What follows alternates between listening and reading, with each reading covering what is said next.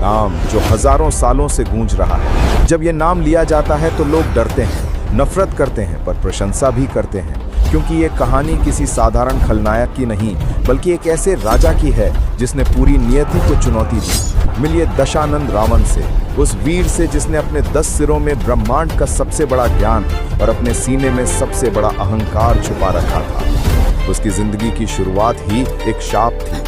ब्राह्मण पिता और राक्षसी माँ का पुत्र होने के कारण उसे हर कदम पर ताने मिले। यह अपमान उसे तोड़ नहीं पाया, बल्कि उसने एक असाधारण लक्ष्य दिया। उसने वर्षों तक तपस्या की और ज्ञान की हर शाखा पर विजय प्राप्त कर ली। वो चारों वेदों का ज्ञाता बना, ज्योतिष का महागुरु बना। उसने अपने आराध्य महाकाल शिव को प्रसन्न किया, एक भक्त जिसने भक्ति की चरम सीमा छू ली।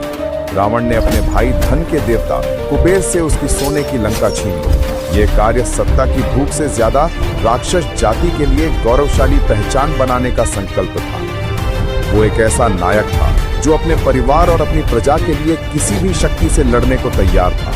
यहीं से एक महानायक का पतन शुरू हुआ। उसकी महानता में छिपा था उसका सबसे बड़ा दुश्मन, अहंकार। एक बहन का अपमान और फिर रावण का वो घातक चुनाव, सीता का हरण।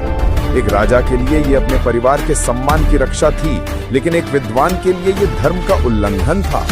उसे मालूम था कि उसने अपने वरदान से मनुष्य को बाहर रखा है और नियति ने उसी मनुष्य को उसके सामने खड़ा कर दिया। फिर शुरू हुआ वो युद्ध जिसने धरती को हिला दिया।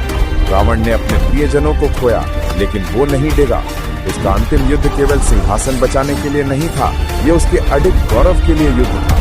वो जानता था कि हार निश्चित है, फिर भी वो एक वीर की तरह अपने गौरव के लिए डटा रहा और अंत में मर्यादा पुरुषोत्तम भगवान राम के हाथों मारा गया। रावण, वो नाम जो ज्ञान, भक्ति और असाधारण शक्ति की गाथा।